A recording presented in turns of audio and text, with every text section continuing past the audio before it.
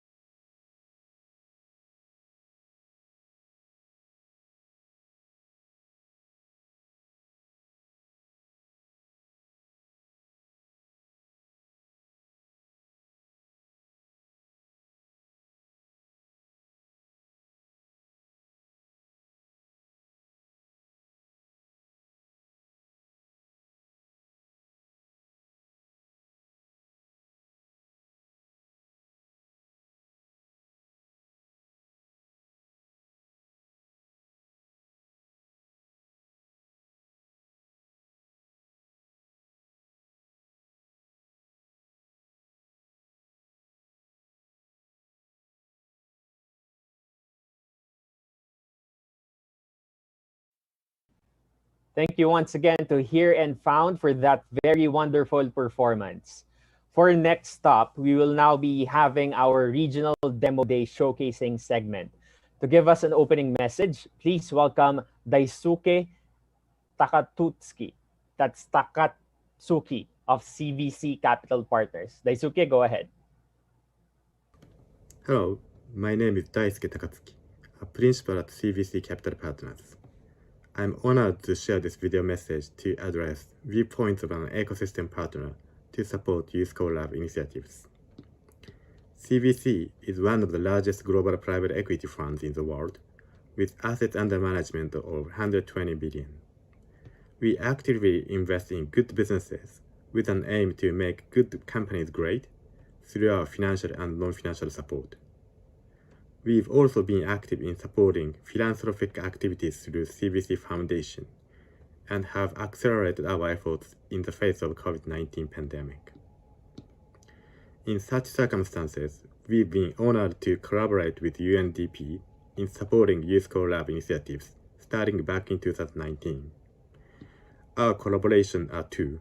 First, we provided financial support to the Youth Co-Lab, a part of which has been utilized as grants to the winners of youth business plan competitions in Japan and Singapore.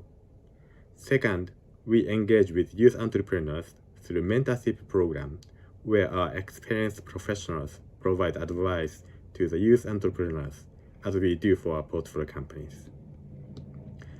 Our experience of the collaboration over the past 2 years are extremely positive, with very high staff participation rate, in cases 100% of an office, and everyone without exception has thoroughly enjoyed interactions with the youth entrepreneurs, while feeling a sense of pride in what we do.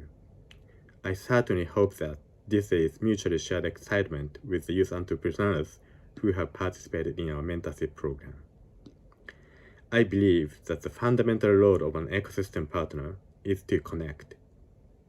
We connect skill set with needs, we connect ideas with resources, and we connect people with people. Through those connections, we can leverage what we have in multiple scale to have extremely positive impact in the society. Youth Co-Lab is a perfect platform for us to most effectively realize the impacts. If I may, I strongly encourage any potential partners to step up and participate. The importance of building, nurturing, and expanding the ecosystem is of paramount importance under the global pandemic. Your participation will enlighten not only the Youth Co-Lab program itself, but also social sectors across many countries in Asia.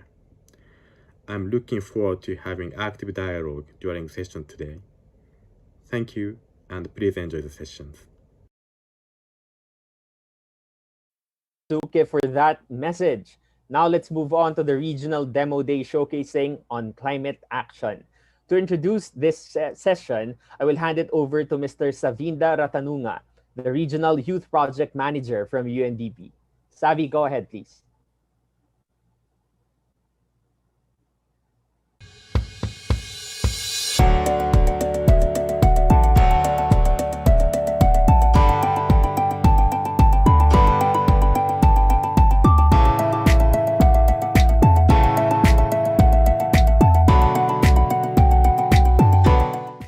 Hi everyone, welcome to the Youth Co-Lab Summit 2021. My name is Savinda, and in this session we are delighted to be showcasing young social entrepreneurs who are advancing the climate action agenda and amazing work on environment solutions. Solutions from reducing plastic consumption to reducing waste in supply chains and many more. The Youth Co-Lab is a co-led initiative by United Nations Development Programme and Citi Foundation. And tackling climate change is very important and fundamental to us because the science is clear. Countries have a very short window of time in urgent actions that are necessary to limit the global average temperature increase under 1.5 degrees Celsius. Global warming is causing long-lasting changes to our climate ecosystems and threatening lives and livelihoods around the world. We have once-in-a-generation opportunity to buy the Paris Agreement and Sustainable Development Goals to make a better life for all of us. And we are supporting amazing young innovators that you are going to hear very soon to really improve their knowledge, develop their capacities, and network with like-minded partners and young entrepreneurs so that they can increase their impact and create sustainable solutions for all of us. And also, we work with governments and many other partners to improve the policy environment and support systems for these young entrepreneurs to thrive. Thank you again for joining us. Enjoy the presentations that are coming up and make sure to get connected with our founders and show the encouragement and support.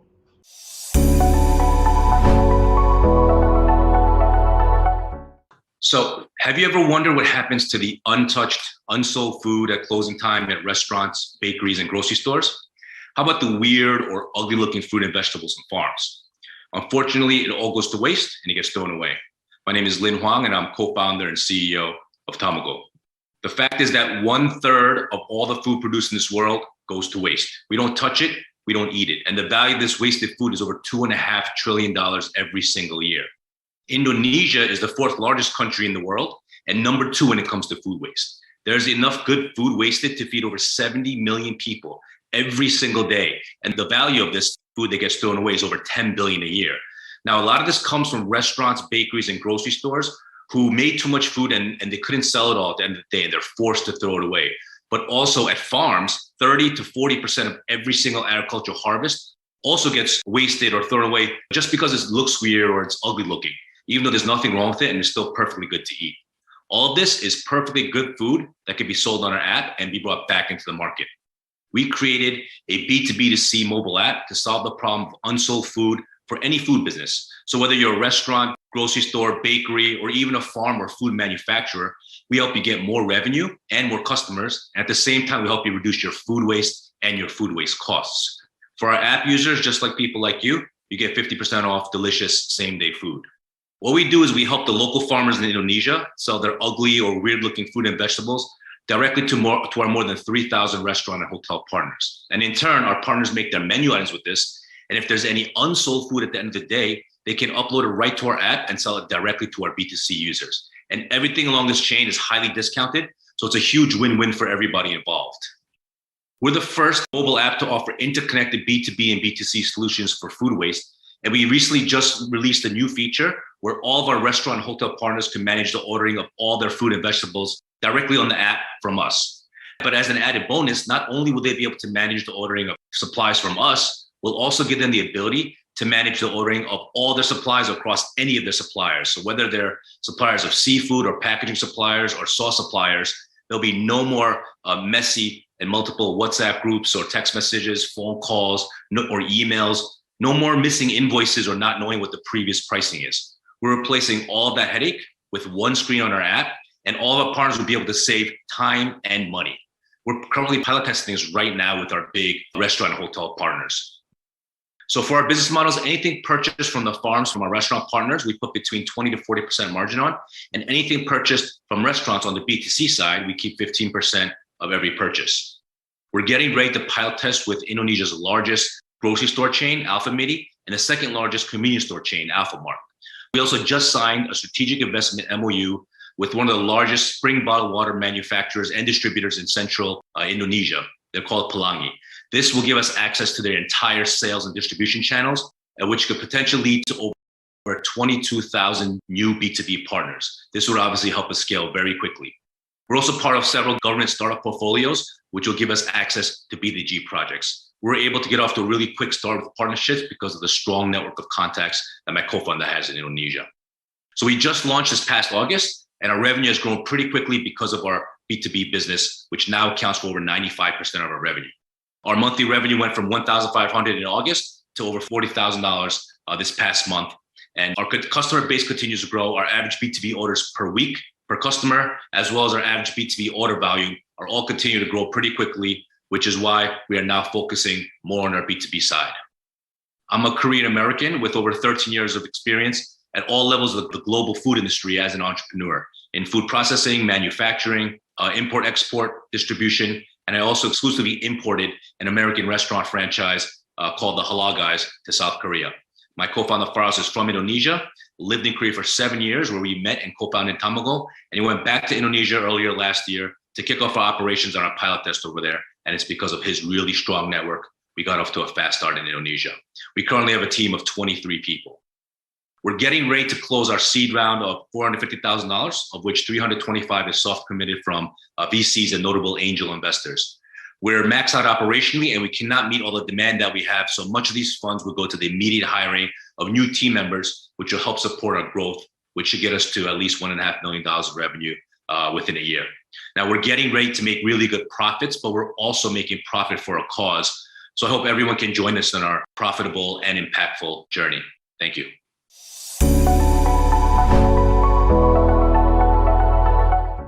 Hi, my name is Robin Lewis, and I'm the co-founder of MyMizu. Mizu means water in Japanese, and our big mission is to help people reduce single-use plastic consumption and live more sustainable lives. So the inspiration from MyMizu came in 2018. I had been working in environmental issues for over 10 years, but the issue of plastic waste really hit home on a trip to Okinawa, which is a beautiful part of Japan. And on a beach walk one day, I discovered all of this plastic waste that you can see here. And among the plastic, I found a lot of PET bottles, and it just seemed very wasteful. So I thought, surely we can do something about this. And I started to look into the issue of PET bottles and plastic waste in general. And it turns out that every single minute we are using over 1 million plastic bottles. Many of them would end up in our rivers and our oceans and our natural ecosystems. In Japan, where I'm based, we're using over 25 billion PET bottles every single year, which is enough to go around the world 128 times. And plastic waste is one of the biggest challenges that we faced in terms of not just environment, but also human health and sustainable development just generally. So we thought, how can we address this problem from a very systemic level? And we decided to create a new ecosystem, which is the MyMizu platform. And what MyMizu is, it's a global free water refill platform. So instead of buying bottled water, you can just carry around any reusable bottle and refill at any of our 200,000 locations around the world.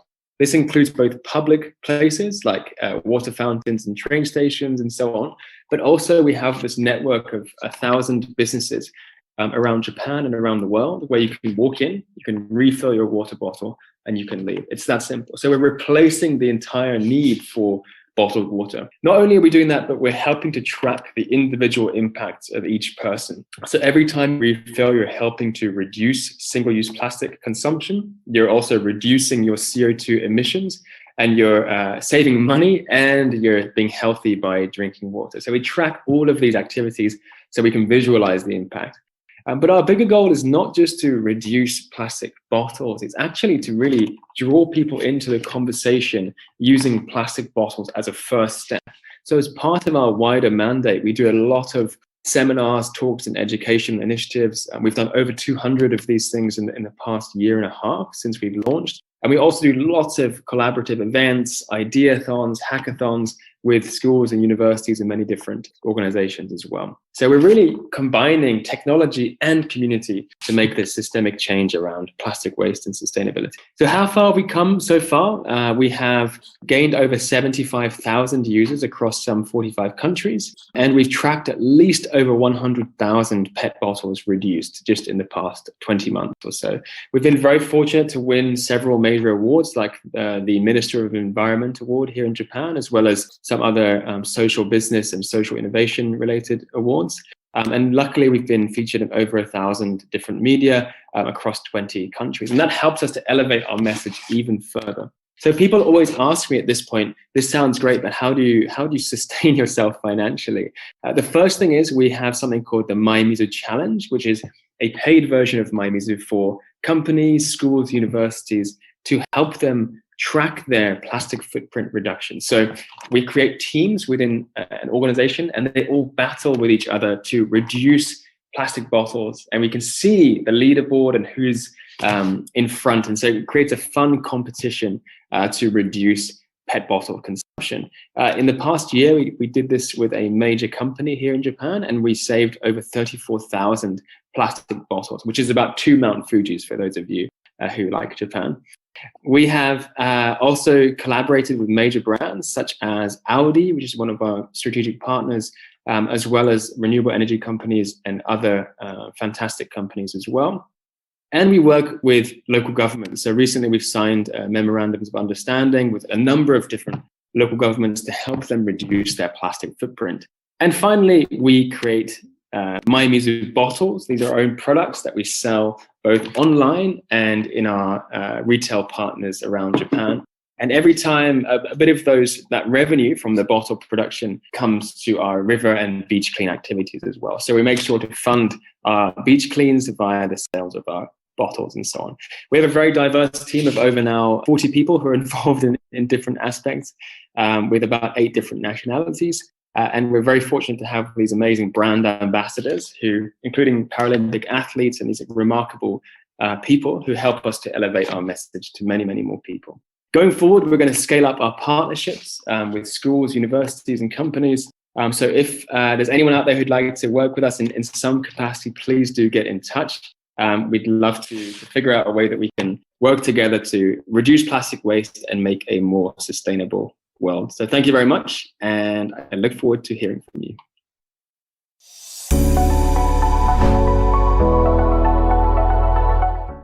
Every year, approximately 100,000 sea mammals die, and the reason for their death, well, at least from this picture, is waste. We humans dump at least 2.12 billion tons of trash in the ocean, but I don't think trash is the reason for their deaths. Then what is it? The problem is us, and our overconsumption and our reckless buying behavior. How many times have you picked up something from the supermarket shelves and just put it back because you were concerned about the amount of trash you're going to create, or just thought about where will this end up once I'm done with it? I will let that sink in. So what can you do to change? Jump on the zero waste lifestyle bandwagon? Great, excellent, that will solve the problem, right? But where do I go? Everyone sells plastic packaged or low quality products. Manufacturers are just passing the plastic waste disposal burden to their customers. And this is where Fusion Hub comes in. Hello everyone, my name is Shagufta, and I am the founder and director for my social enterprise, the Fusion Hub. Fusion Hub is a zero-waste lifestyle brand that provides access to those who want to live a sustainable zero-waste lifestyle. And this is how we do it. We have a furniture line, but we make it from trash. 90% of the materials we use to make these pieces come from landfills. We upcycle, which is cheaper, energy efficient, and results in a higher quality product. The Zero Waste Mobile Refillery. Imagine shopping from the convenience of your own homes and refilling your containers with all the favorite local staples. And while you're at it, you can also purchase the zero waste alternatives to some of the commonly used plastic packaged products. You can also purchase our cleaning tablets and our beauty and hygiene products like toothpaste tablets, naturally made deo, and so much more. Do you want to come to Fiji post-COVID but don't want to create trash during your stay?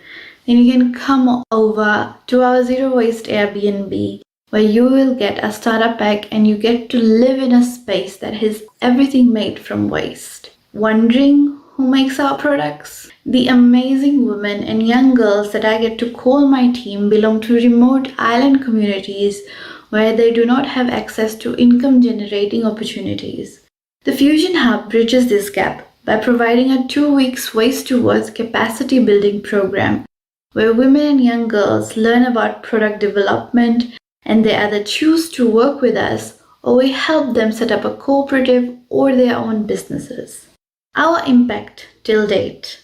We have upcycled approximately 5,000 tons of waste, created income-generating opportunities for 47 women in Fiji, and another 6,000 to 7,000 tons of waste was prevented because our people got to shop zero waste. They have access to do with that with us. Our revenue in 2019, we started off with around 60,000 Fijian dollars. 2020, we were able to scale it up to 74,000. Unfortunately, in 2021, due to COVID, we only made around 8,000 Fijian dollars till date, and we have not been able to meet our quota this year. However, we are creating diverse zero waste products, working with the women in communities, and this is where I need your help. We are currently trying to raise $30,000 to conduct a digital literacy training program and purchase laptops and other necessity equipments for the communities so they have access to virtual training and are able to continue working and providing for their families. If you're still not convinced, then here are some of our wins that we have achieved over the past few years.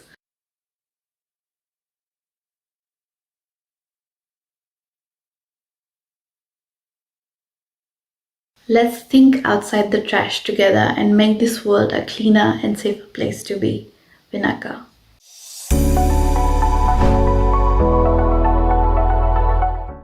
We are Demi Laut, an accredited Malaysian social enterprise and an ecosystem that modernizes traditional fisheries. It all started when we began testing to push our pamukat nok into the market 3 years ago, where we had found out that even after receiving an interest of 7,000 leeches within a week, the fishers couldn't afford to buy one. This device was priced at only 2.6% of their boat's cost. We dug deeper and began to find out that the traditional fisher people are marginalized in every sense of the word, culturally, socially, economically, geographically, legally, and politically. Traditional fisher people are trapped in poverty, facing competition by commercial fishers and middlemen, affected by climate change in catches and activities, with lack of accessibilities to technology, knowledge, and tools. They also have little to no financial records, no application of ICT in fishing activities, and relies on third parties for marketing and sales. They were also affected badly by the pandemic that their sales dropped due to the lockdown. Our model is to uplift the fisher people by providing them with innovative fishing products and services, including net haulers, reusable crew packs, e-marketplace, and cold room, while we empower the fishers to lock their catches and sales, complementing a small-scale fishery guidelines in practice. We are also developing POCs to convert fishers into citizen scientists as an alternative income by trading off critical environment data. We believe that only by transforming their supply chain into a value chain that benefits the fisher community would we be able to contribute better for these fishers.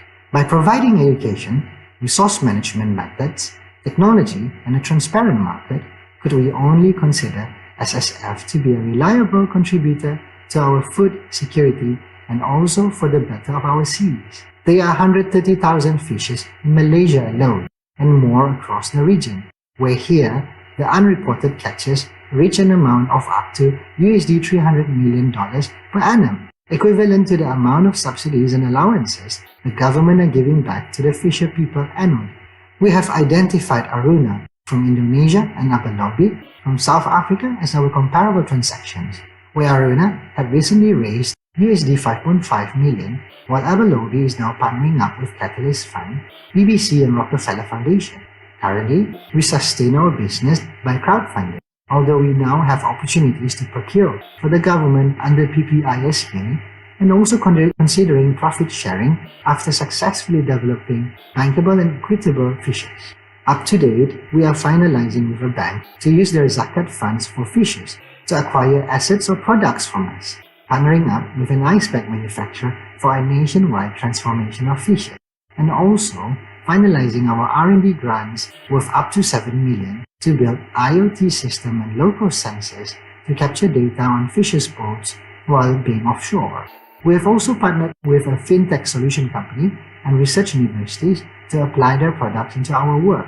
Our team consists of engineers and marine scientists, allowing a transdisciplinary approach in our work development. We would like to ask for $500,000 USD in return for an 8% equity to fund for scale-up pilots of our products and services, staff hiring, office rents, and others with an expected ROI of 55%. Thank you.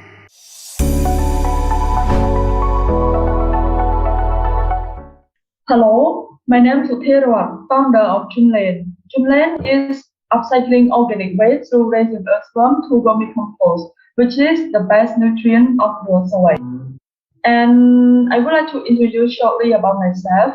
In 2018, I do research about vermicompost, And in 2019, I put my determined to adopt this technology in the community of farmers, and we have done successfully.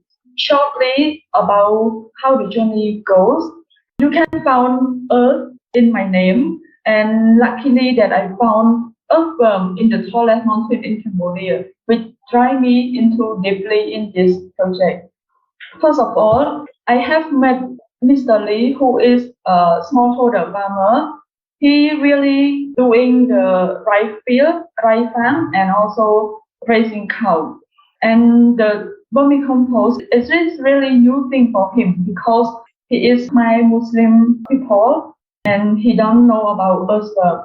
And I just shortly introduced what I'm doing, and he really interested because the earthworm really help him to recycling their organic waste and leave him to eliminate the chemical fertilizer. And our solution is very simple. We're raising earthworm to produce vermicompost, which is the earthworm eat the waste and turn to vermicompost. And the farmer could use into the farm and also sell out to the market through our business model is contract farming.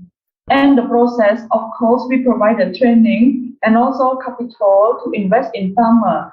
And we believe that it is a long-term process that our ambition would like to sustain the organic farming, that we sell the earth and also expand the organic farming for our ecosystem in Cambodia.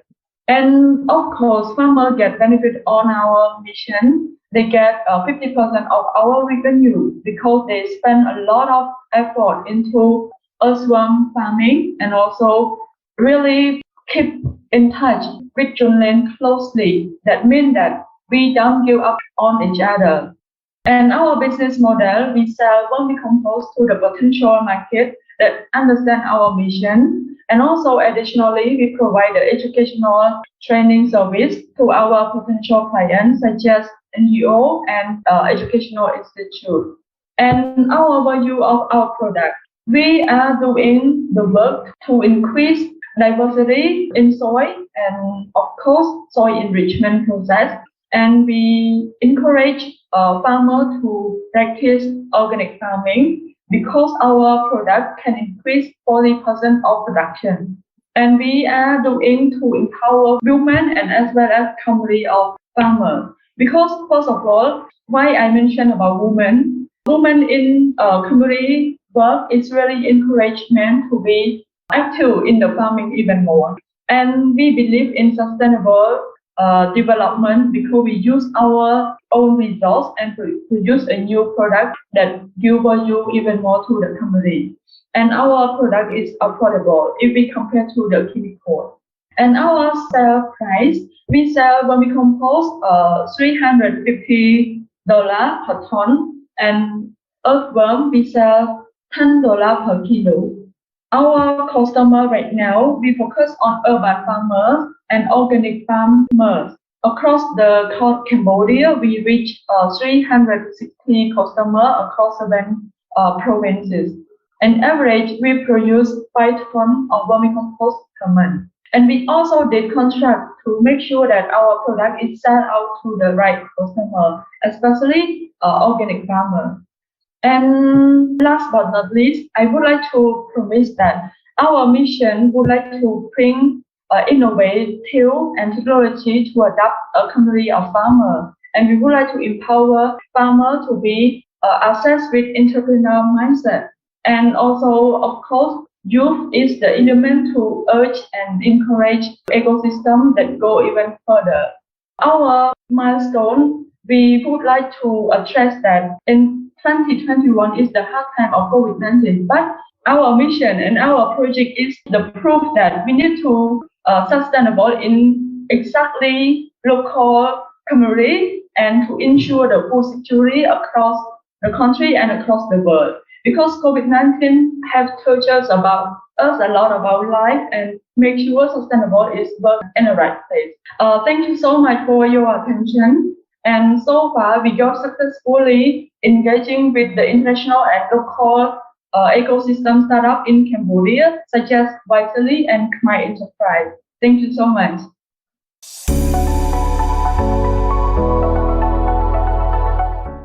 Amazing. Hope you would really enjoy the sharings and inspire to make a difference to our planets collectively together. And to connect with more amazing young leaders like the ones who use Just So and many others, do join with our website and our social media to receive more updates, and also take some actions to make a difference from your own perspectives and own communities as well. So thank you so much for joining, and have a great rest of the day.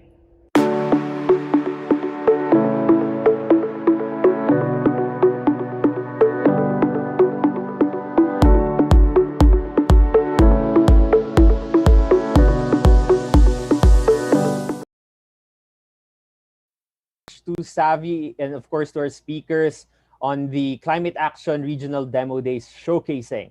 So at this point, to all our passengers, we'll now be having another musical performance from Hill Resource Center. Our performing group is a multi-purpose initiative that contributes towards culture and development in the Chittagong Hill Tracts of Bangladesh.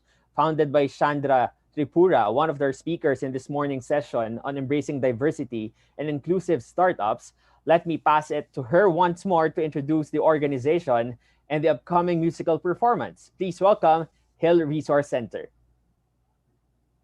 Kulumka, greetings from indigenous youths of Bangladesh. My name is Chandra Tripura. I'm founder and director of Hill Resource Center, a multi-purpose initiative to contribute towards culture and community development in Chittagong Hill Tracts of Bangladesh. We endeavor to ensure quality education for indigenous children through providing financial support to 2 schools and hostels in remote Chittagong Hill Tracts. We also work on creating employment opportunities for indigenous youths and women through promoting social entrepreneurship.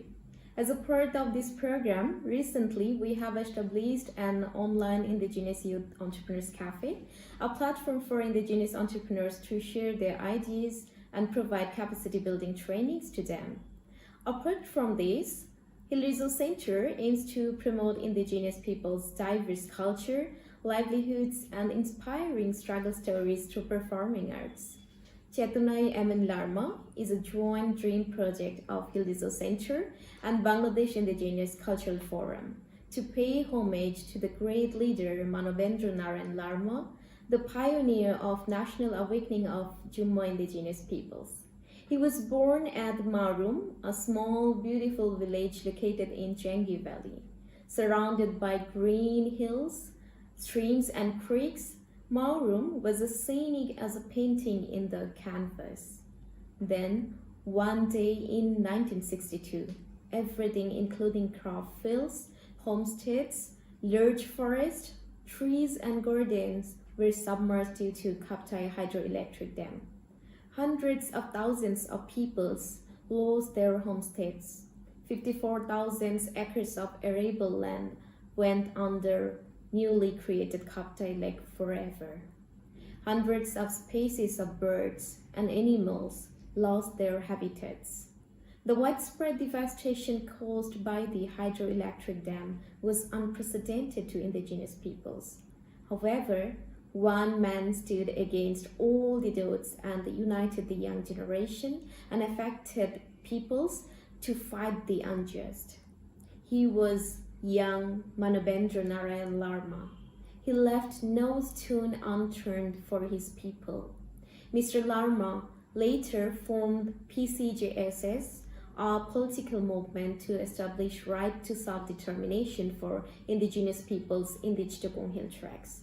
After 2 decades of armed struggles, PCJSS has signed the CHD Accord with the government in 1997. Amin Larma is no more with us today, but his movement is still very much alive. The following video of recital dance is to commemorate our great leader and pass the inspiring story to young generation. Hope you all love watching it and get inspired by it. Hambai, thank you. তুমি জন্মেছিলে ছোট্ট Srotoswini Changi নদীর পাড়ে মাউরুম গ্রামে। কি সুন্দর গ্রাম ছিল, ছিল স্রোতস্বিনী মাউরুম, পাখির কলতান, সবুজ পাহাড়, প্রকৃতির লীলাভূমি। সে এক অপরূপা রূপবতী রূপসী কন্যা, যেন কোনো শিল্পীর ক্যানভাসে আঁকা এক অপরূপ ছবি।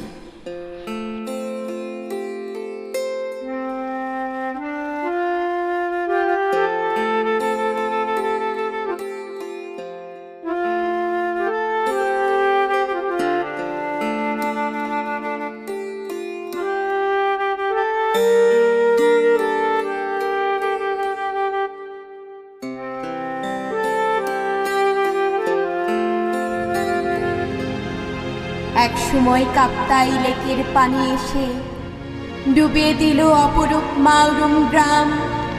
ডুবে গেল মাঠ, মাঠ ভরা ফসল, সাজানো ফুলের বাগান, আর কত কি।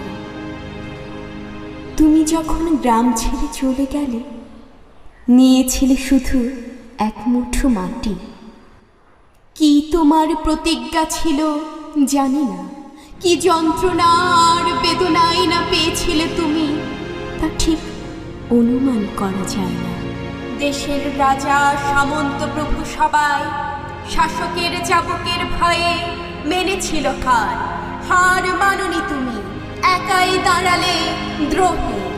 থমকে গেল শাসক, ক্ষণিকের জন্য হলো। কুর্নিশ লহ তুমি হে বীর, তোমায় লাল সালাম। কুর্নিশ লহ তুমি হে বীর, তোমায় লাল সালাম। হে বিপ্লবী তোমায় লাল সালাম। তুমি জাগানিয়া গান গেয়ে জাগিয়েছিলে ঘুমন্ত জুম্ম জাতিরে। তুমি শিক্ষার আলোয় জ্বালিয়ে দিলে, তুমি জ্ঞানের আলোয় উদ্ভাসিত করে সংগ্রাম শেখালে, বিপ্লব শেখালে জুম্ম জাতিকে। তাই সংগ্রাম, বিপ্লব আজ জুম্ম জাতির ধমনীতে বহিছে বহমান। তুমি বিপ্লবী, তুমি সংগ্রামী, তুমি ঋষি, তুমি যুধিষ্ঠির, তুমি প্রিয় নেতা জুম্ম জনগণের, মেহনতি মানুষের, কৃষক, শ্রমিক, কামার, কুমার, সকলের সকলের। আজ তুমি নেই, তবু তুমি সবার হৃদয়ে আজও বর্তমান। তোমার আদর্শ বহমান ধমনী ধমনীতে, প্রজন্ম থেকে প্রজন্মান্তরে এ যে মৃত্যুহীন মৃত্যুঞ্জয়, সবার হৃদয়ে তুমি আজও বহমান।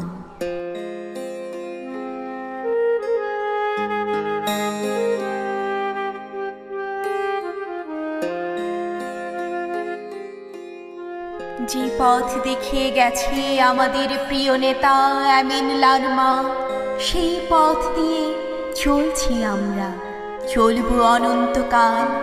সুকান্তের ভাষায় বলবো, তারপর হব ইতিহাস, তারপর হব ইতিহাস।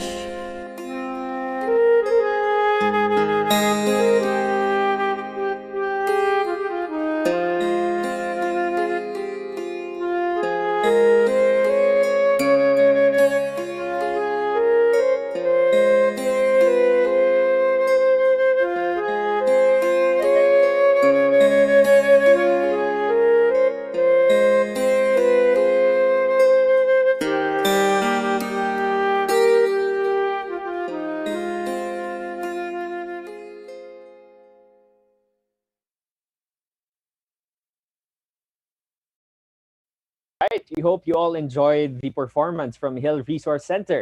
Now let's move on to the regional demo day showcasing on diversity and inclusion. To introduce this session, I will hand it over to Linka of UNDP. Linka, go ahead.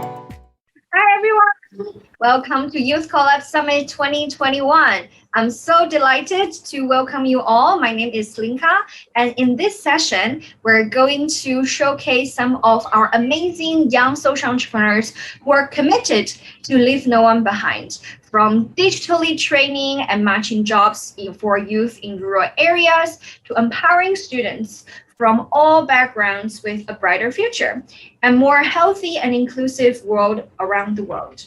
Youth Collabs is an initiative co-led by UNDP and Citi Foundation. Leave no one behind as one of the key principles for sustainable development goals is very, very important for us.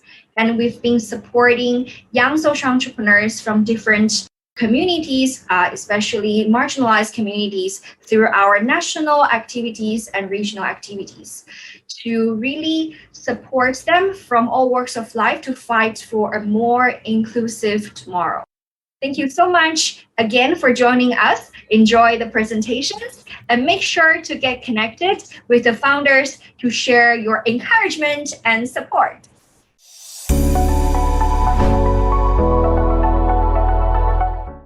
Hi everyone, I'm Felix. And as a student myself, I'm afraid. I'm afraid because nowadays we are seeing trends like this, warning us that AI and automation is going to take over a lot of jobs of the future. And we are witnessing that soft skills are increasingly important, right, in the future of work. Close to 73% of employers said that finding young candidates with the right soft skills was somewhat hard or very difficult. And this means that only 3 in 10 students are employable with the right soft skills. And what we are witnessing, as well as an insight that we have derived, is that school activities are actually great avenues for students and youth to manifest soft skills in the context that they are already in. So for example, in project works, community service programs, camps and workshops, these are great avenues for students to display leadership qualities, communication abilities, and so on. But what we realize is that schools lack an effective method to track soft skills development over these one-off activities. Therefore, we have came out with Skillio, an AI-powered digital soft skills portfolio. And what we aim to do is that we aim to empower tertiary students and schools to keep track of soft skills development in their school programs and activities. So this is how it works, right? As a student log onto the platform, we have a one-stop centralized location for students to document all kinds of activities that they take part in school and out of school. So these can range from internships, work experiences, community service, and so on. And as students go through each of these activities, we have designed a platform to facilitate experiential learning and reflective practice as the students are undergoing some of these activities. And this allows the students to internalize what they have learned and receive feedback from their teachers and their peers as well. And all of these reflections and feedback are then run through our AI algorithm to come up with a personalized digital soft skills portfolio anchored around those skill sets. And these are actually industry recognized so that they can actually use this to supplement their applications to schools, to an internship position after school, and so on. So you might be wondering, how do we use AI to track soft skills? We break down every single soft skills into behavioral competencies, and these are based upon established behavioral theories to back up the skill sets that we are actually tracking. And the magic happens when the students' reflections and feedback are run through our natural language processing algorithm, where we picked out soft skills behavioral characteristics from what the students have written. And these are then actually showcased onto the charts and graphs that the students see in their portfolio. And we hope that through this methodology, students are able to understand the nuances in behaviors and practice upon them to make it a habit and a lifestyle. So our business model is a B2B tiered-based subscription model where we sold to schools and youth or training organizations. And so far, based on our educational partners that we have secured so far, we have been able to impact more than 800 students through our beta software with 9 educational partners, and 7 of them have been our paying client for the past year. And in 2021, we aim to be financially sustainable and to scale up the impact that we have done. We are projected to hit about $72,000 in ACV, as well as 9 key accounts in the pipeline that we aim to close in 2021. This is my team. We are a complementary and diverse team with skill sets ranging from business development to psychology, as well as technology development. And all of us are school-going students, and that's why we are passionate about the problem that we want to solve for the students. And this is my mentors. They are actually very experienced and helpful in helping us to navigate the space in psychology and education. And without them, we wouldn't have been where we are today. And with that, I hope to welcome you to join us in our journey to empower our next generation with the skills to succeed. Thank you.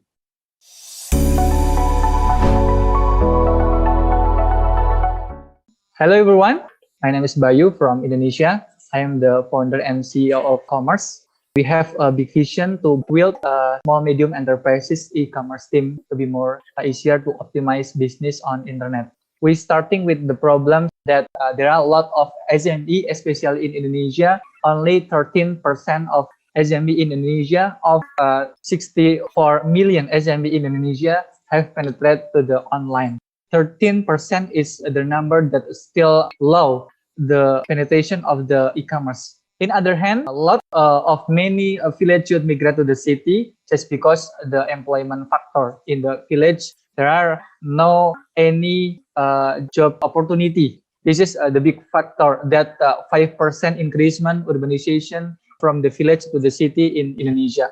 So that we create Commerce. Commerce simply is a platform that collaborate village youth with SME to help and optimize the business on internet. With this platform, with this collaboration, the village youth keep in the village just because we use remote method, and then the village youth get a monthly income from SME, and the village youth also gaining e-commerce skill that are relevant with Industrial Revolution 4.0. And the other hand, SME get a lot of benefit. The benefit, there are SME paying affordable salary just because the salary adjusts to the salary in each of district that village youth live. And then SME did not prepare any office building and other operational costs. And also the SME can help to penetrate to the online media.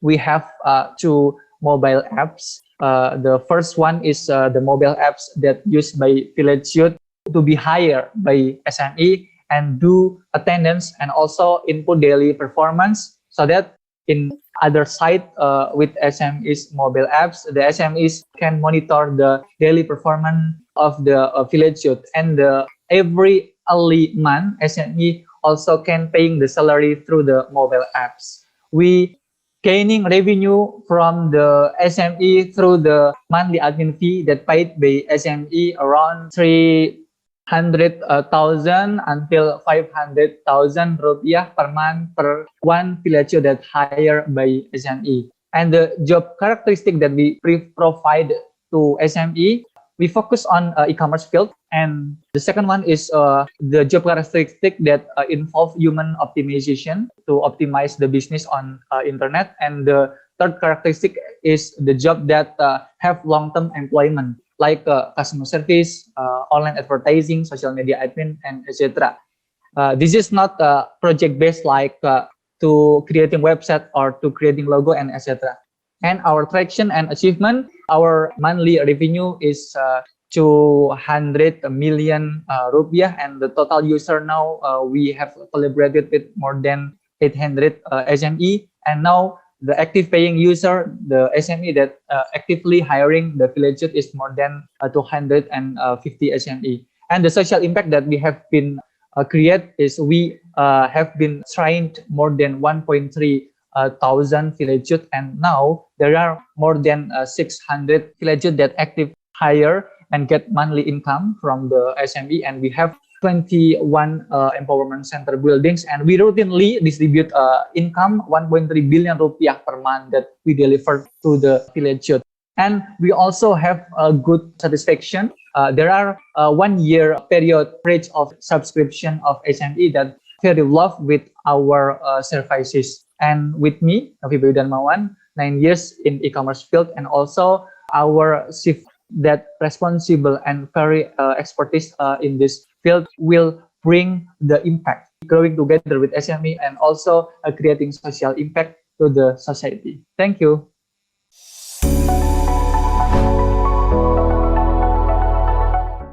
In the past, Thailand education system has been lacking of the number of teachers, and they still haven't met the needs of the students enough. So it's affected to the students to seek finding other resources to help them reaching out. But unfortunately, most of the students haven't found yet.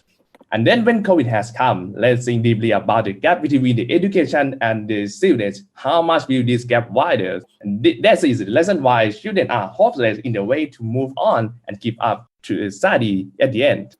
So we would like to introduce a hint, the education consulting platform that created new innovative learning services by having a ton of helpers to provide the free consulting for any student who have faced with the problems. And we aim to become the first thing that all students think of when they start with the education problems. And the main core value of HINT is that to help students who are unable to do their homework when having a problem or other any questions types, whether it is a little bit of doubts or much more. And our product is very easy to use. Just add a friend in the Line Official account and then choose a subject that you want to ask, and you can insert the question directly after that and waiting to meet our helpers. We have broken down the wall of time and pairs, allowing students to consult with our helper wherever and whenever they want. We could help improve the long-term retention memory by applying the psychology research that was called the spaced repetitions, using of the repeated review of the question following by the schedules determined. The main income of helper will depend on the number of their responses. The more they answer and the more they got the money, is like a proportionate, which will come from the 60% of his revenue. Our main revenue will be the subscription model, which will be able to access to the hidden premium features at only 39 baht per month. And these features come from the voice of our users. They can access into the additional services such as getting answer faster, or choosing the favorite helpers that they want, and much more. And by the total available market of the student, there are approximately 50 million users which are our target. And at the early phase, we are focusing on the business market, which we entered into the first 300 school partners which are existing today. And actually, it's not just us seeing this problem alone. In Thailand, there are now 2 more existing solutions, but they charge the student about 20 baht per question as a service fee. However, there are 3 main differences that differentiate us from the competitors. Firstly, basically, we are always free service. We do not charge any fees to the student. And second, we don't set any format for submitting the question, as well as finally, students can free access to the entire library of the HINT question. And last December, we released HINT into the Thai market, and as a result, we have more than 4,000 students which generated about 20,000 questions, and all this problem has been solved. And HINT has gone quite exponentially since the day one in terms of the number of students or the number of the problem solved. And moreover, the demographic of students were largely spread out in the most part of Thailand. This could mean that we have a variety of groups of the students in each area of services. And there are 3 main key indicators that we use to calculate our satisfaction rates. And all of these indicators above 80%, especially the Net Promoter Score. And currently, we have more than 300 helpers which come from the top university in the country and in the international as well. And we have 2 more important and fair advantages that no one else has. The first one, we have a connection of the co-founder that can access more than 300 schools directly. And the second one is we have close relationship with the educational community leader online Open Chat, which has a student network over 60,000 active users. Additionally, our product has been guaranteed for many stages, including Youth Collab and Stormmaker Venture in batch 4. And we have already set the milestone for each year. At this moment, we would like to upgrade the product to be ready to support and maintain the server for receiving an unlimited student on the platform in the future. And our team has a varied capability in all aspects such as the product growth, data science, and software development. And we have an expert advisor in various types of fields to drive the next education industry in the future. And finally, we are HINT. We are ready to help all the students who has been lacking of the learning areas and create the community of sharing for the next education society in the future. Thank you.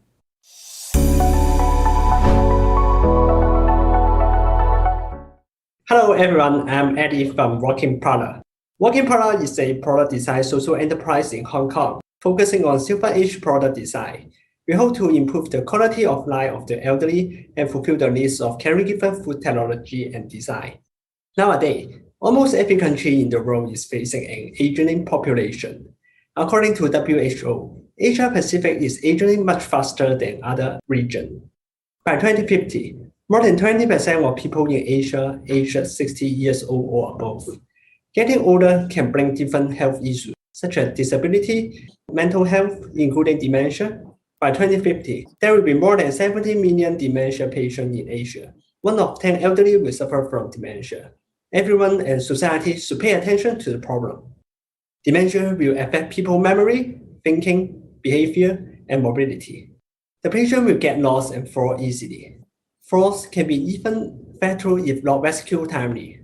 Over time, the patient will lose confidence and feel great stress when going out, strongly affecting their health and social life. At the same time, it may increase the stress of caregiver.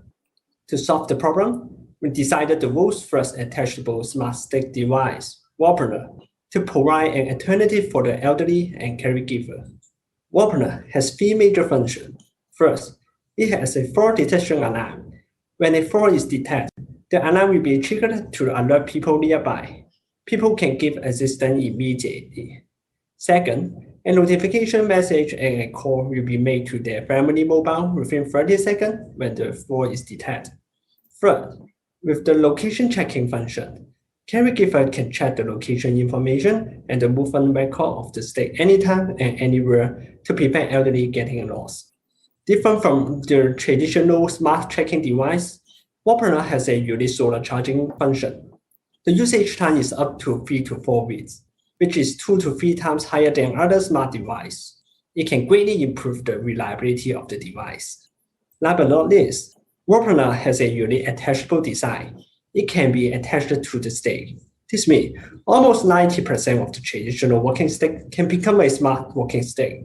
The attachable design can also increase the willingness elderly to use. We hope every elderly can use the Warpener and leave no one behind.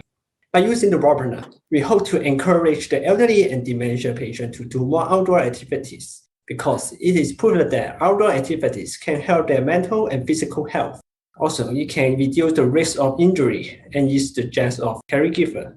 Warpener has been awarded various international design awards in the past 3 years, and we have been interviewed by various media in Hong Kong and overseas, for example, Japan, Russia, Australia, to share our idea and vision. And here is our development roadmap. We are now under the development stage. We hope Warpener can be launched in Q4 this year.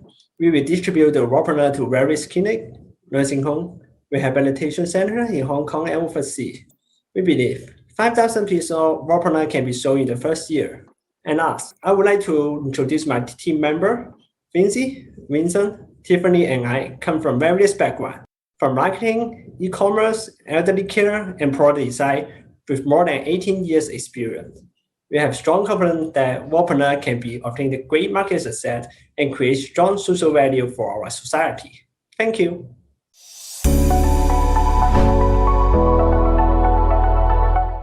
Hello everyone, my name is Ashfa. I am 25 years old. I'm from Maldives and I am a part of a great project known as Project AHI. So we are trying to introduce the first telemedicine to Maldives because of how Maldives was made up with many little islands. Because of that, in order to get the services we needed, we had to travel back and forth.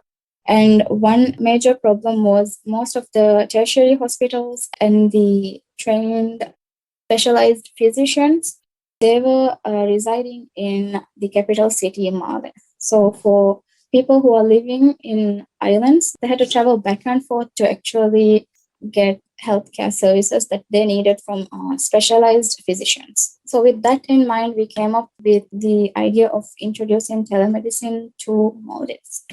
Then our product at the moment, it is a web application where the patient can go in and book an appointment and get consulted with the registered medical practitioners in Maldives who are, we made it into consideration where the registered physicians are medical board approved in Maldives. That idea was to bring trust in the community because they will already have met them face-to-face in hospitals.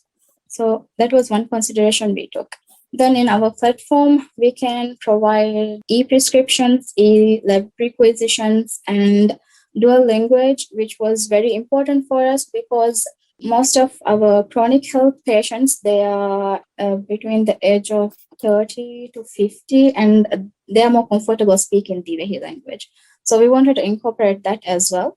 Then we have the telecommunication features, which is video call, audio call, and chat as well. Then after the communication or the consultation is done, they can pay a consultation fee through internet banking, which is very convenient instead of physically paying the amount. Our long-term goal for this project is to make it more than just a consultation platform.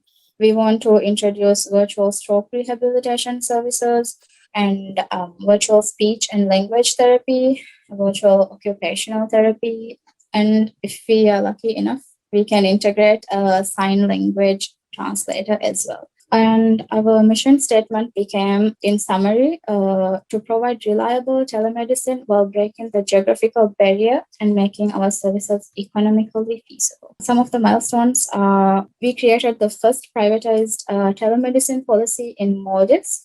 With this policy, we applied for approval by Ministry of Health, and we got the first remote medical consultation service approved by them. And our web application is within HIPAA integrated servers. So those are the milestones. And we also have created a revenue model. So the revenue model is more focused on increasing the number of users than directly creating profit of it. So this model is mostly used by most of the technological platforms. As we have researched, they will increase the number of users, and for us to increase the number of users, we have to increase the number of doctors. So our plan is to give the doctors incentives so they will be on board to our platform, and in the long run, we will be having a steady revenue generation along with making the profit as well. Lastly, to conclude, if we get the required investment, we are planning to use that funding to develop a mobile application to secure registered medical practitioners and to create public awareness regarding this, and for marketing and securing a working capital. So this is the end of my pitch. Thank you for listening.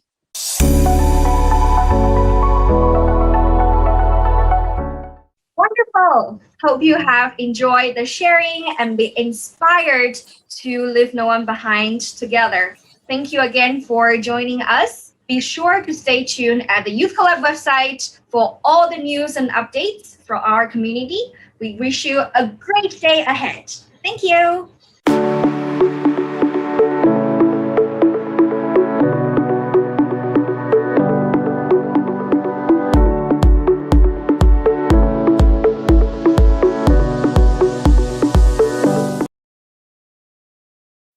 Thank you so much, Lenka, and to all our speakers for that demo. And there you have it, dear passengers. We have landed for our layover for today. We thank all our speakers and all our passengers watching virtually.